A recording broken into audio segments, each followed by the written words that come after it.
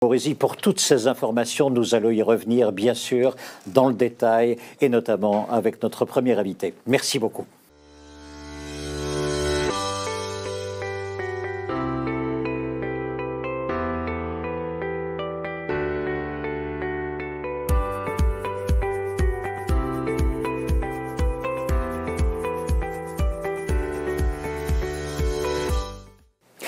La seule question qui se pose et que nous allons examiner en détail pendant 3 heures, pendant toute la matinée, est donc la suivante. Est-ce que les métiers proposés par l'hospitalisation privée sont suffisamment attractifs? Donnent-ils envie d'être exercés? Les femmes et les hommes peuvent-ils avoir envie d'être impliqués? Tout simplement, c'est-à-dire en se sentant bien dans leur vie professionnelle par ce qu'elle propose et par ce qu'elle promet, sont-ils vraiment bien dans leur poste, dans leur métier? Voilà la question générale.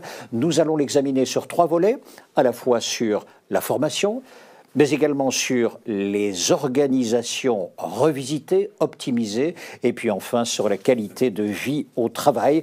L'ensemble de nos invités seront doublés par vos questions. Vous aurez 2 possibilités pour poser vos questions. La première, c'est sur le chat. Vous connaissez, j'imagine, la plateforme Zoom sur laquelle vous vous êtes inscrit. Vous avez une possibilité de chat dans les onglets qui se trouvent tout en dessous et vous allez pouvoir poser vos questions, interpeller vos intervenants. J'ai ici la tablette pour pouvoir relayer vos questions. La deuxième possibilité, c'est de poser des questions orales. Alors ici, s'il vous plaît, renommez bien votre petit cadre de façon à ce que nous puissions vous identifier. Votre micro sera coupé, mais allumez votre caméra. Ce sera beaucoup plus agréable pour chacune et chacun d'entre nous de vous voir et de pouvoir ainsi interagir ensemble. Vous pourrez poser vos questions. Le chat ou bien questions orales, ce sera à la fin de chaque séquence. Nous démarrons immédiatement notre programme.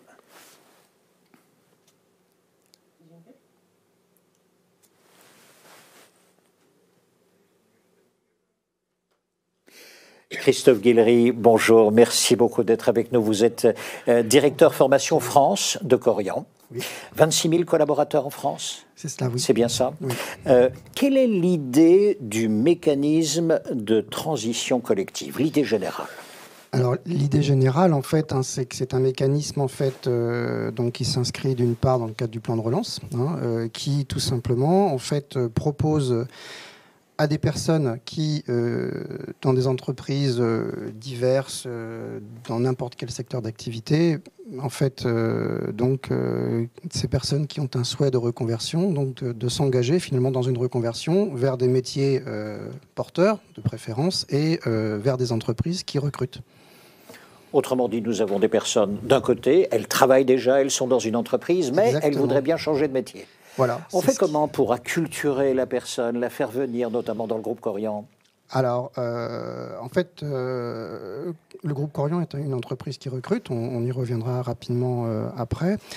Comment ça se passe? En fait, c'est très simple. On active des mécanismes dits d'information collective. En fait, on rencontre donc l'entreprise source. C'est l'entreprise qui a des salariés qui ont des projets en fait, donc d'évolution et de reconversion. Donc, ils ont déjà exprimé un souhait. Voilà, en général, ils ont déjà exprimé un souhait, à l'occasion des processus inhérents à cette entreprise source. Ça peut être ponctuel, ça peut être à l'occasion d'entretiens annuels, comme c'est le cas par exemple avec l'entreprise Monoprix, avec qui nous travaillons également.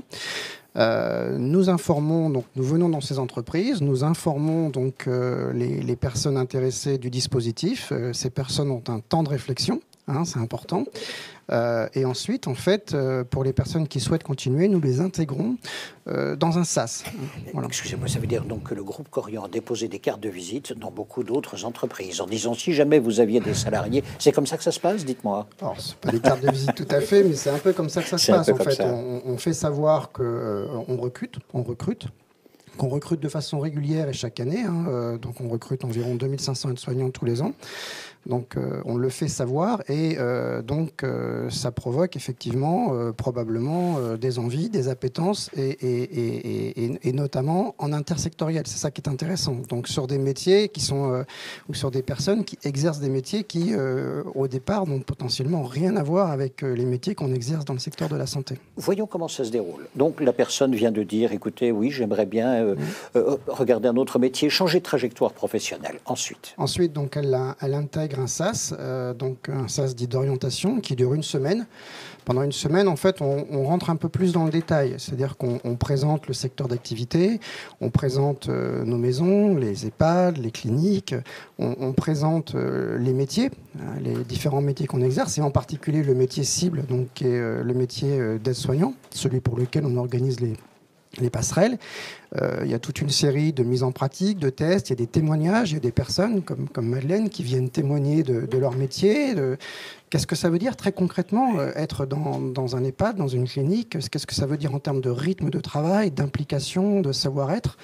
On a des personnes comme des kinés aussi qui viennent montrer aussi. Vraiment, on essaie d'organiser une immersion pour que la personne qui envisage de changer de métier soit au plus près, quelque part, de ce qu'elle va vivre dans les mois qui vont suivre. Ça, c'est la première période, 8 jours à peu près? Ça dure une semaine, exactement. Voilà. Prise de contact. Voilà. Parallèlement, donc, à cette période, donc, il y a un conseiller en évolution professionnelle qui rentre en ligne de compte et qui va organiser des entretiens individuels pour vraiment avoir une réflexion de fond. C'est-à-dire que c'est important, c'est un tiers qui vient véritablement valider avec nous et avec la personne le projet professionnel. D'accord. Voilà. Deuxième période, à nouveau un petit temps de réflexion. Puisqu'il faut que les gens puissent quand même être sûrs de vouloir franchir ce pas. Par contre, on n'attend pas trop et on rentre donc ensuite dans finalement une maison.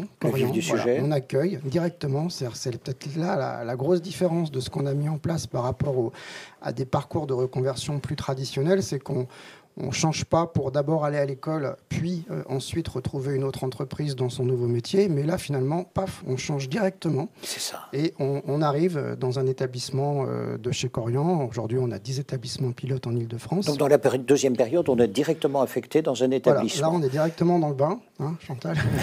On y vient dans un instant avec le témoignage. On arrive et on s'engage là dans une période qui va durer 14 mois, en fait, qui va enchaîner trois étapes différentes. Voilà.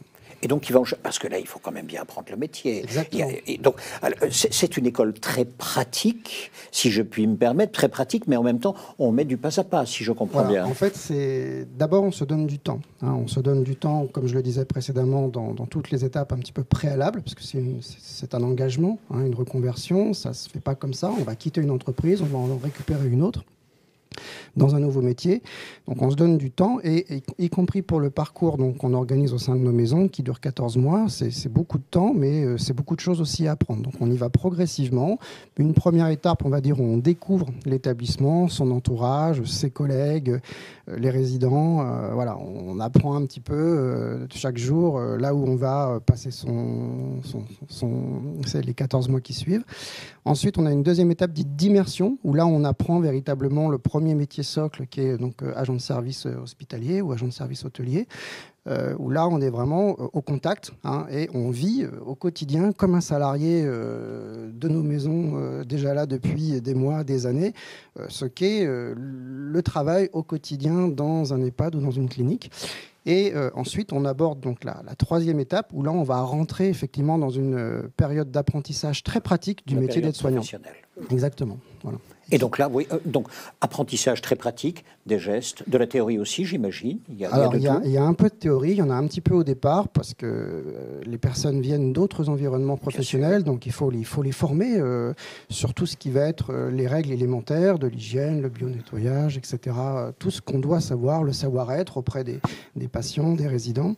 Donc ça, c'est un premier point de formation. Puis ensuite, la formation s'organise avec l'appui justement d'un tuteur au quotidien. Quel est son rôle, le rôle du tuteur, de la tuteur, c'est d'être là tous les jours et de transmettre quelque part son savoir, de transmettre son métier d'être soignant à ces nouvelles personnes qui vont l'apprendre. C'est un peu le compagnonnage aussi. C'est du compagnonnage, sauf qu'on appelle ça de la feste, puisque dans le cadre de la loi de 2018, le compagnonnage, en tout cas ce qu'on pratiquait auparavant dans beaucoup de secteurs d'activité qu'on appelait effectivement le compagnonnage, moyennant quelques formes particulières, est devenu de la feste en fait. Voyons les avantages pour Korian du coup. Dites-moi, cette formule-là vous permet quoi? Alors, il y a des des avantages pour Korian, mais pas que, hein, je vais y venir. C'est vraiment gagnant-gagnant à tous les niveaux. Il y a d'abord des avantages pour la personne en reconversion, parce que c'est un parcours qui est totalement sécurisé, il faut quand même le souligner. Qu'appelez-vous sécurisé? Ça veut dire que je me mets à la place de la personne. Moi-même, je suis donc déjà salarié. Ce que j'aimerais, c'est ne pas quitter, enfin, ne pas avoir de période d'incertitude. Je veux bien changer, mais je ne veux pas jouer au trapèze avec ce moment délicat et assez vertigineux où je n'ai plus de contrat ni de part ni d'autre. Exactement. Donc déjà, vous êtes le bienvenu si vous voulez changer. Et en fait, la personne garde son contrat à durée indéterminée donc, dans son entreprise source. Elle est mise à disposition de Korian pendant 14 mois. Donc elle garde son contrat, elle garde tous ses avantages liés à son entreprise source, elle garde sa rémunération. On la passe même à temps complet pour les personnes qui sont à temps partiel. Et à tout moment, et ça c'est inhérent au dispositif transition collective, à tout moment, si elle souhaite revenir en arrière parce qu'elle se rend compte que finalement, elle n'est pas faite pour ça, ou qu'il arrive quelque chose dans sa vie privée, familiale, qui fait qu'elle ne veut pas continuer. À tout moment, en fait, elle le signale et elle peut revenir dans un poste équivalent au poste précédent qu'elle avait dans son entreprise source. Voilà. Donc c'est très avantage sécurisé. Ici, vous avez dit parcours sécurisé, c'est ce qu'on va retenir. Pour Korian, quand je dis pour vous, c'est-à-dire c'est une vraie source par laquelle vous pouvez recruter. Comme je disais précédemment, nous, on a un rythme de recrutement très régulier et plutôt massif, on va dire, avec, en tout cas pour le métier d'aide-soignant, quasiment 2500 à 3000 aides-soignants chaque année. Donc si on anticipe un petit peu, en fait, en travaillant différentes formules comme l'apprentissage, comme la validation des acquis d'expérience, comme ce nouveau projet passerelle qu'on a mis en œuvre, ça nous permet d'anticiper quelque part un petit peu nos besoins de recrutement et de réduire la pression qu'on a sur ce métier en tension. Voilà. Donc c'est en ça que nous sommes gagnants. Et puis là où aussi nous sommes gagnants, c'est que dans une démarche d'entreprise apprenante, ça permet également à d'autres personnes, comme nos tuteurs, comme Madeleine, de valoriser leur métier. Donc ça veut dire que finalement, on ne gère pas des processus de formation un petit peu en silo du quotidien des salariés, mais on intègre véritablement l'ensemble de nos collaborateurs dans ce processus d'apprentissage de nouvelles personnes. Et ça, c'est intéressant. Est-ce que ce modèle que vous appliquez est-il applicable partout ? Je pense qu'il est transposable dans beaucoup de situations. Grands groupes, c'est possible. Il faut un peu d'anticipation, il faut un peu de préparation. Là, on a l'impression que voilà, ça s'est fait bien, facilement. Il y a eu beaucoup de préparation, il y a eu beaucoup d'ajustements avec les pouvoirs publics pour organiser cette intégration directe au sein d'une nouvelle entreprise. Au départ, le dispositif, il est surtout prévu pour engager des reconversions par des voies plus classiques, c'est-à-dire en gros, je résume, par le retour dans des structures d'éducation. Nous, on a souhaité franchir un cap et offrir à des gens qui voulaient être en reconversion l'opportunité de changer tout de suite, de vivre véritablement leur envie et de passer le cap, de franchir le cap immédiatement. Et donc ça c'est joli, mais ça a nécessité pas mal d'ajustements avec les pouvoirs publics sur le dispositif transition collective. Deux questions encore. La première, c'est le ministre du Travail a annoncé une simplification encore de ce dispositif. Oui. Est-ce qu'à votre avis, cette simplification va permettre vraiment d'élargir encore la mise en place de ce dispositif partout ? Ça va dans le bon sens, mais il y a encore des points de progrès. Déjà, en amont même de la simplification annoncée, quand on fait une intégration directe comme ça en entreprise, on passe par le levier de la validation des acquis d'expérience. À ce niveau-là, il y a encore des caps, à mon avis, à franchir.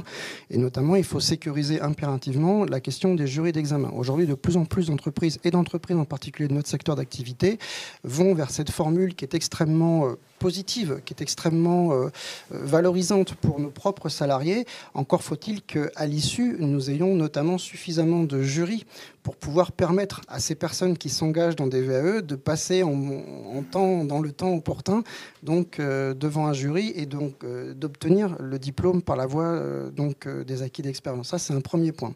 Sur les simplifications annoncées par le ministère du Travail, en fait, ça va dans le bon sens, à nouveau, notamment le fait qu'on passe à 3 ans potentiellement, ça peut nous permettre d'envisager, par exemple, peut-être de répliquer des parcours sur l'autre métier important et en tension que nous avons dans nos secteurs d'activité, qui est le métier d'infirmier. Monsieur Morisi en parlait précédemment.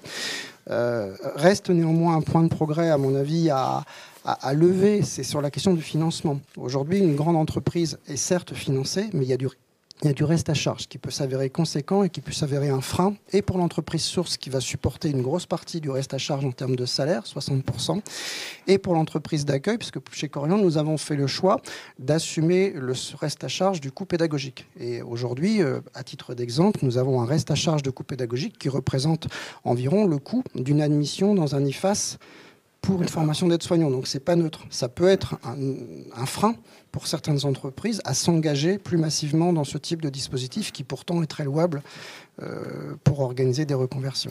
Dernière question, la crise sanitaire et économique, est-ce qu'elle a accéléré le processus, densifié le processus? En fait, la crise sanitaire, elle a mis en évidence, mais ça tout le monde le sait, que dans le secteur de la santé, on avait des besoins et que le système d'éducation au sens large ne fournissait pas suffisamment de ressources par rapport à ces besoins de toutes les organisations du secteur.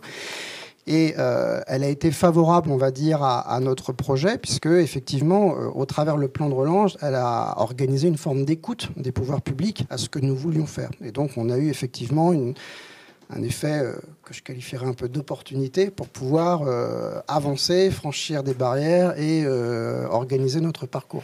Merci beaucoup pour tous ces éclaircissements. Effectivement, juste en face de vous, à nos côtés. Merci beaucoup. Nous avons Madeleine Gautonier et Chantal Loé-Teclair. Merci beaucoup à toutes les deux d'être là. Alors, Madeleine Gautonier, vous avez suivi le parcours? Pardon, vous êtes la tutrice. Vous êtes la tutrice, voilà. Et vous-même, Madame Teclair, vous-même, vous avez suivi tout ce parcours dont vous nous parlez. Comment avez-vous d'abord décidé de changer de trajectoire professionnelle? Pourquoi vous dirigez vers ces métiers de la santé? Bonjour déjà. De base, c'était mon métier parce que j'étais aux États-Unis en tant qu'aide-soignante. Arrivée en France, on ne reconnaît pas le diplôme d'aide-soignante. Et du coup, je ne pouvais pas rester sans travailler. J'ai commencé comme agent de service. Ça me permettait d'être auprès toujours des patients et tout. Et après, j'ai évolué avec ma société pour être chef d'équipe. Oui. Et après, j'ai eu le courrier qui me donnait l'opportunité de faire... de retrouver votre ancien métier que vous exerciez aux États-Unis. Oui, j'ai sauté dessus, j'étais très contente. Alors, comment ça a démarré? Donc, vous êtes allé trouver qui au sein de votre entreprise pour dire « Oh, moi, je suis candidate » Des responsables oui. qui géraient Madame Emmanuelle. J'ai vu avec elle, elle a dit « D'accord, vous pouvez faire le SAS, donc c'est une passerelle, c'est des tests, parce qu'on ne peut pas tout recruter, nous étions nombreuses, donc on pouvait pas. Donc il fallait passer ces tests. Et après, il y avait l'entretien. Après l'entretien, et puis on vous accordait... Vous passez les tests, ils sont réussis. Vous avez l'entretien, il est positif. Et ensuite, vous avez donc 8 jours, si j'ai bien compris, 8 jours pendant lesquels vous êtes immergé. Mais c'est un métier que vous connaissiez déjà, pour une bonne part. Parfait. Vient le jour où vous rencontrez votre tutrice, Madame Gautonier. Racontez-moi, je vous en prie, madame, prenez votre micro. Racontez-moi votre première rencontre. Allez, bon, ça se passe comment? Très concrètement. Avec Madeleine, la tutrice, ça se passe très bien. Déjà, à l'établissement coréen, il y a l'accueil de la direction, de tout le monde. Ça fait plaisir, ça. Oui, ça fait plaisir. Je vous en prie. Votre première impression, vous accueillez. Bonjour. Non, moi, j'ai rencontré Chantal lors des SAS, parce que je suis allée intervenir une fois dans les SAS. Et Chantal, après mon intervention, est venue me voir. Elles étaient nombreuses. Elle me dit, écoute, j'ai bien aimé comment tu as intervenu, tout ce que tu as dit. Est-ce que c'est la réalité? Et qu'avez-vous dit? Voilà, je lui ai dit, je t'attends chez Korian. Si j'y suis depuis 16 ans, c'est que tout se passe bien, des valeurs humaines et les soins à cœur, tout ce que je retrouve en tant que l'apport auprès des autres, l'aide des autres. Si tu as cette vocation de vouloir changer de métier, c'est que tu as déjà cette fibre humaine, c'est que tu as déjà cette sensibilité, cette empathie d'être avec les autres et d'aider les autres. Donc, ce sera une bonne opportunité pour toi de pouvoir exercer ce que tu aimes faire. Aviez-vous eu du mal à la convaincre? Non, pas beaucoup, parce que j'ai apporté quand même des arguments. Parce que je pense que dans ce SAS, ils attendaient le témoignage d'un professionnel de terrain. Donc pour eux, c'était très important que je parle du métier avec toute sincérité et franchise et toutes les difficultés qu'on peut y rencontrer, les avantages. C'est ça, on ne cache rien, on montre tout. Voilà, on dit tout. Parlez bien dans le micro, voilà, merci beaucoup. Allez-y. On ne cache rien, et on dit tout, la journée type, tout. Donc il n'y a pas de surprise. Oui. Viennent ces fameux 14 mois. Oui. 14 mois pendant lesquels, ça y est, vous êtes dans l'apprentissage des gestes. Quand je dis l'apprentissage, j'imagine que certains gestes, vous les connaissiez déjà ici. Oui, hein, oui. J'imagine. Mais enfin, vous êtes accompagné et là, il s'agit de faire de vous une aide-soignante à la française. Permettez-moi l'expression, à la française. Ça se passe comment, ces 14 mois, dites-nous, et quel est votre rôle, hein? Je vous en prie. La tutrice, elle est là pour nous accompagner. Tout le temps? Oui, tout le temps. Tout le temps. Tout le temps, on est avec la tutrice. Et les autres membres du bureau, la direction, ils veillent à tout aussi. Donc, mais c'est la tutrice, on est tout le temps avec la tutrice. Avez-vous un moment, pendant ces 14 mois, d'hésitation, de doute, finalement, une impression de vouloir faire marche arrière? Moi, non. Non. Moi, non. C'est vraiment cela que vous aviez choisi. Oui, Qu'est-ce qui vous a séduit au fur et à mesure de ce parcours? Je me suis dit, c'est l'opportunité. Au fur et à mesure, moi, je me disais, je vais avoir un diplôme d'État reconnu. Donc, du coup, ça me donne tous les jours le courage de sortir, de la motivation aussi. Donc, votre rôle au fur et à mesure de ces 14 mois, expliquez-nous. Le rôle de tuteur, c'est un grand rôle. Donc, je salue parce que j'ai Marie. J'ai un formateur parce que moi-même, je monte en compétences parce que j'ai des cours aussi. Donc, le tuteur aussi est formé. Ça, il faut le dire 2 fois par semaine. Donc, j'ai un grand formateur qui m'apprend les courants pédagogiques, qui m'apprend comment transmettre plus facilement à un adulte parce qu'ils viennent déjà avec des acquis. Et justement, des personnes qui viennent en reconversion professionnelle, ils ont déjà des acquis de base. Donc, ce qu'on va apprendre, ce sera différent, mais on va juste compléter certains acquis qu'ils ne pensent pas déjà avoir déjà acquis. Donc, c'est un peu ça. Donc, le tuteur, son rôle principal, c'est d'être là. C'est une façon différente d'apprendre le métier d'aide-soignant. Parce que quand moi, j'ai obtenu mon diplôme, nous, on allait à l'école. C'était d'abord la théorie et après la pratique. Mais ici, là, c'est la mise en formation en situation professionnelle. Ça veut dire qu'elles viennent, elles apprennent tout sur le terrain.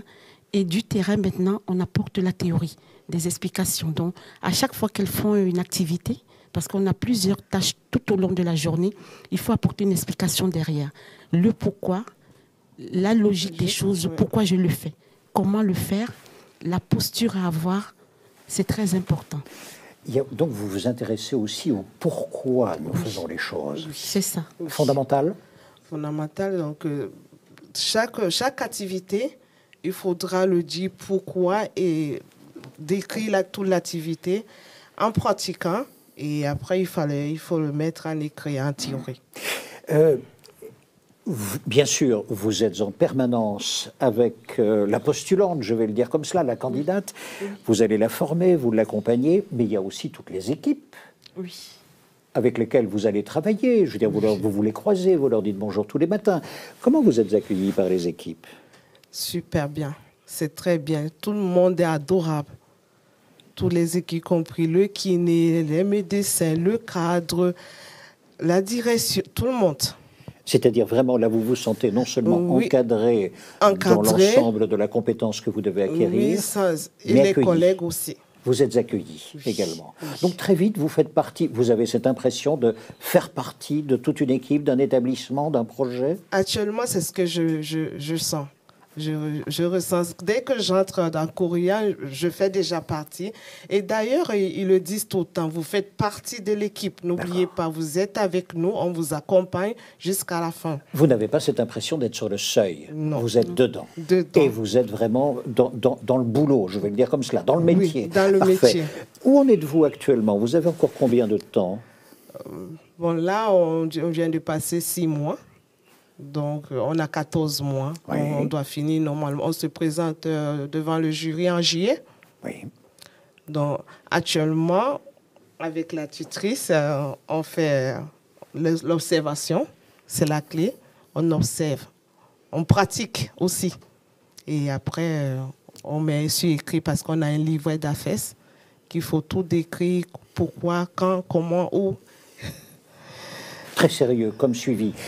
Ça veut dire qu'à un moment donné, vous serez apprécié, jugé, noté? Oui. Ah, alors, racontez-moi, comment vous préparez votre élève? Dites-nous. Donc, le tuteur, déjà avant que je revienne sur la question de l'accueil, donc avant qu'elle chantait, parce que j'en ai 4, j'ai 4 apprenants, sont arrivés dans la structure. En amont, déjà, j'avais sensibilisé les équipes, donc la direction m'avait bien aidé dessus, donc tout le monde a vraiment été sensible à ce dispositif, parce que c'était une opportunité à quelqu'un de pouvoir faire ce qu'il a toujours voulu faire. Et à ce moment, toutes les équipes, je leur ai dit, attention, ce n'est pas le stagiaire. L'apprenant est là, c'est votre futur collègue. Ça a tout changé. Ce n'est pas une stagiaire. Ce n'est pas une stagiaire. Et donc, les équipes ont ça en tête. Oui. Vous n'êtes pas une stagiaire, vous êtes une apprenante et vous vous faites partie de l'équipe. C'est ça que vous dites, c'est votre propos. C'est très important. Donc, ça a tout changé. Donc, quand ils arriveront, faites comme si c'était une nouvelle collègue qui entrait dans la structure. Parce que quelqu'un peut arriver, vous avez de l'expérience, vous êtes là, vous êtes ancienne. Vous allez l'accueillir différemment. Parce que plus vous allez lui montrer les tâches de la journée, plus elle sera autonome et plus vous allez travailler en binôme. Parce que le métier du soin, c'est un travail d'équipe. On travaille tous en équipe. On a toujours besoin de l'autre tout au long de la journée. Donc je leur ai dit, plus l'intégration va être mieux acceptée par tous, et mieux ça sera pour tout le monde. Qui vous montre les gestes professionnels? Votre tutrice, bien sûr, mais également, du coup, vos collègues qui vous montrent également comment le geste professionnel, comment il se pose, comment, par exemple... Oui, l'ergonomie, l'hygiène. Tout cela, donc, c'est comme vous dites, c'est un travail collectif. Oui. Mais vous avez un regard de superviseur, si je puis me permettre, en plus sur l'ensemble de vos apprenants. C'est bien ça, j'ai un regard de superviseur. J'arrive, voilà, il y a 2 nombres de tâches parce qu'on travaille, on a un roulement, une amplitude horaire de 12 heures, donc de 8 heures à 20 heures. Et pendant toute la journée, il y a énormément de tâches qui font partie du rôle propre du métier d'aide-soignante. Donc il ne faut pas surtout faire autre chose pour sortir du champ de ses compétences. C'est très important. Donc je suis toujours derrière, je veille à ce qu'elle fasse vraiment les actions propres à l'aide-soignante. Et c'est exactement l'une des questions que vous venez de poser. Je la relève maintenant. Merci beaucoup à la personne qui vient de la poser. Quels sont les actes que l'apprenant peut réaliser durant le parcours? Les premiers actes, on commence par quoi, par exemple? L'hygiène. L'hygiène d'abord. Le lavage des mains. Et hygiène d'abord. Ensuite Après l'hygiène, c'est l'intégration, se familiariser avec l'environnement, parce que ça, c'est différent. Ils viennent d'autres secteurs de métier. Ce sont des grands bâtiments. Donc, nous, on a une capacité de 127 lits sur 4 étages. Donc, il faut qu'elles se familiarisent avec les locaux, savoir où se trouve tel bureau, si elles ont besoin de quelqu'un. Du pratique. Voilà, c'est très important. Une fois que elles ont acquis ça, on apprend la façon d'entrer en contact avec un résident.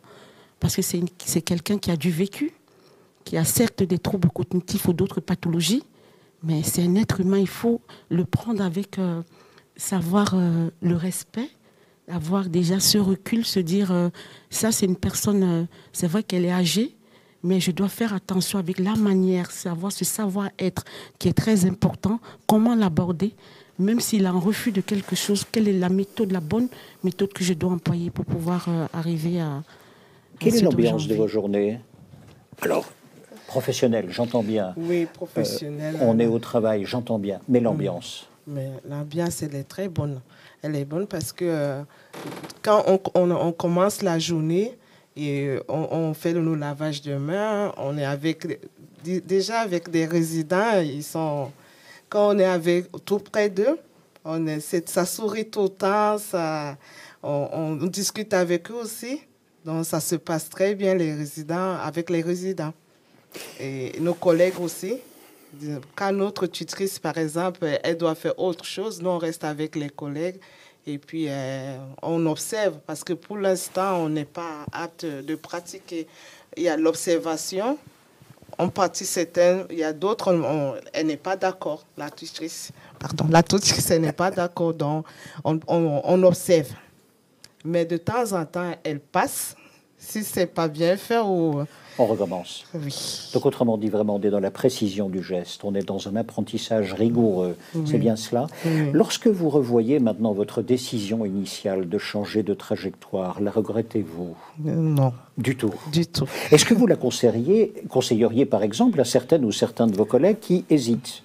Oui. Vos anciens collègues, je veux dire. Oui, je conseille. Je les appelle même de... Et vous les avez appelés? Oui. Je les dis, si elles peuvent le faire, qu'elles le fassent. Qu'ont-ils dit durant ces communications téléphoniques? Dites-moi. Ils sont intéressés, curieux?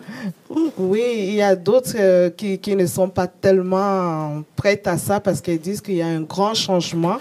Oui, parce que c'est un peu lourd aussi. Hein. Les horaires, ça change par rapport à mon ancienne société. Tout change. Donc, du coup, il y a d'autres qui disent non, nous ne sommes pas encore prêts. C'est un peu lourd. Et moi, je les conseille, non, il faut. Il faut parce que ça change. On a plus d'opportunités. On a un diplôme d'État. Donc, il n'y a que des avantages. Vous tentez d'évangéliser quand même. Oui. Dans bientôt 6 mois, vous aurez fini votre parcours et vous allez donc intégrer Corian. C'est bien cela? C'est bien cela la finalité? C'est tout à fait ça. En fait, dès qu'elles arrivent dans nos maisons, donc au début du parcours de 14 mois, on leur remet une promesse d'embauche en CDI et dès qu'elles obtiennent leur diplôme, on leur proposera, parce que là, voilà, c'est dans quelques mois, un CDI, pas forcément sur l'établissement dans lequel elles auront suivi leur parcours, mais dans un établissement...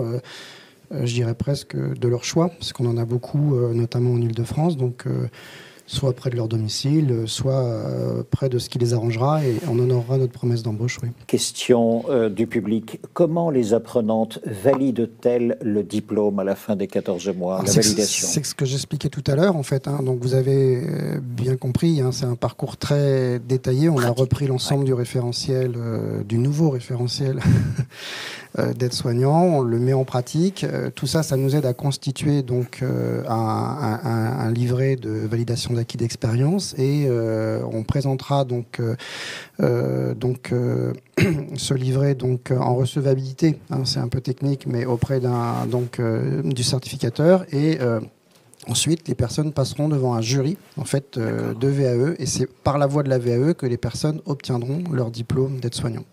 Et j'ai une dernière question du public encore. Merci beaucoup pour votre participation. Avez-vous des chiffres à présenter?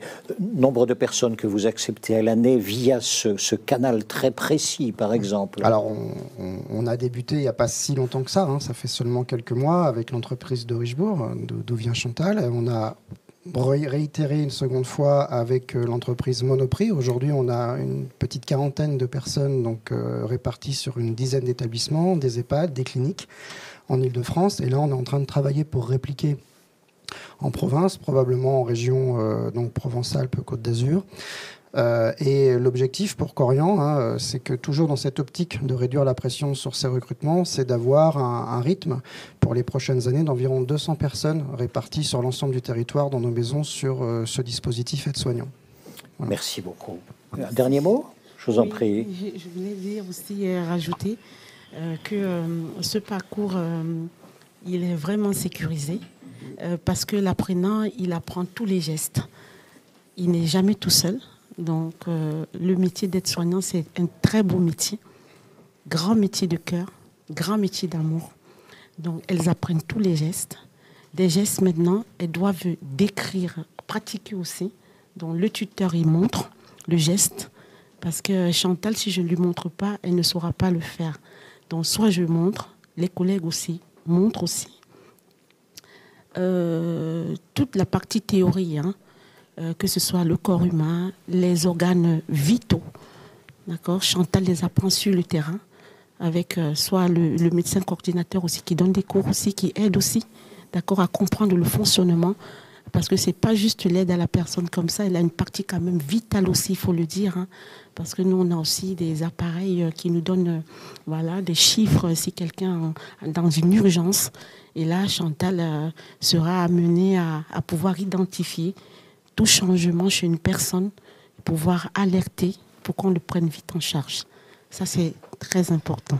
Dans 14 mois, pardon, dans 6 mois, vous y êtes. Nous sommes d'accord? Oui, ça c'est 6 mois. Où est-ce que... Et tout neveu vous accompagne. Merci beaucoup à l'une et à l'autre pour votre témoignage très complet.